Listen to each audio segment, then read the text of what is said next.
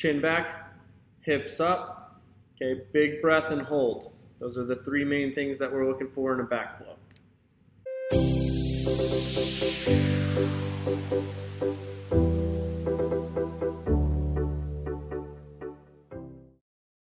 All right, everybody, today we're going to take a look at how to back float.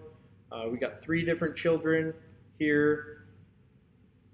All of them can back float. They've worked through the steps in order to back float. We're going to take a look at a couple different things here. So in order to back float, we need to keep our hips up. So if we're taking a look here at this angle between the top of the spine, so the chest area, down to the hips, down to the knees, and we're taking a look at that angle. That's going to be one of the biggest things in order to back float.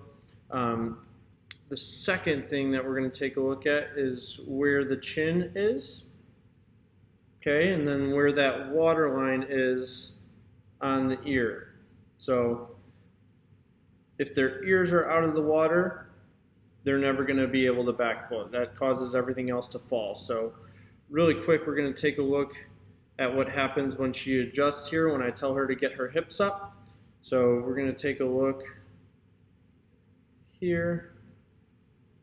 So hips up. So she presses her hips up a little bit higher. Head stays the same, chest stays the same. So we're going to take a look. Boom, boom, boom.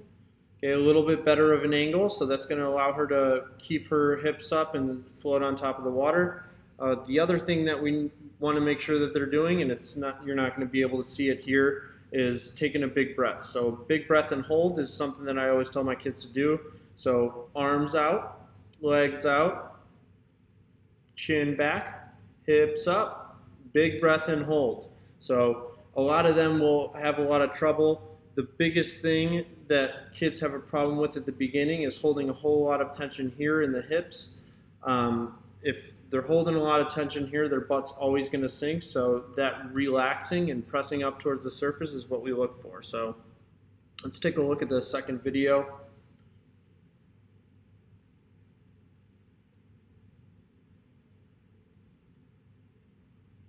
So here we go. Once I let go, she tries to stabilize herself, and then hips fall really hard. So we'll take a look, see this angle here. So 145, and then when I tell her to get her hips up, we'll see where that ends up. So that press, hips up, from the middle of the chest to the hips, to the knee, is a little bit better. You can kind of see that eventually she gets to a point where she's able to hold that a little bit better. Luke's back float is the most interesting as far as how to progress through it. So if you can see here, remember at the beginning we were talking about head position and making sure that the ears are above the water. So overall, when you take a look at Luke's back float here, at the beginning when I'm holding him, this is kind of hard to see, but ears above the water, okay, and then spine is round all the way through. So if I were to let go of Luke right there, he would not be able to float, he would sink.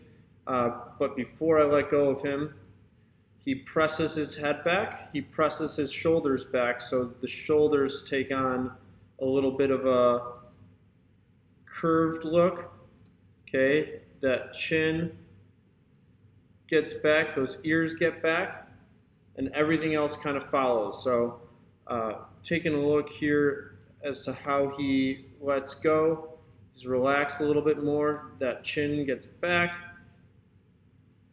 nice good breath. So to recap here, we got head back, spine straight, hips up, okay.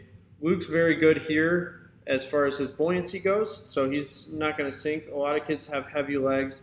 Eventually they get to the point where their hips are going to drop, as you can see from before. But a couple of those things, chin back, hips up, okay, big breath and hold. Those are the 3 main things that we're looking for in a back flow.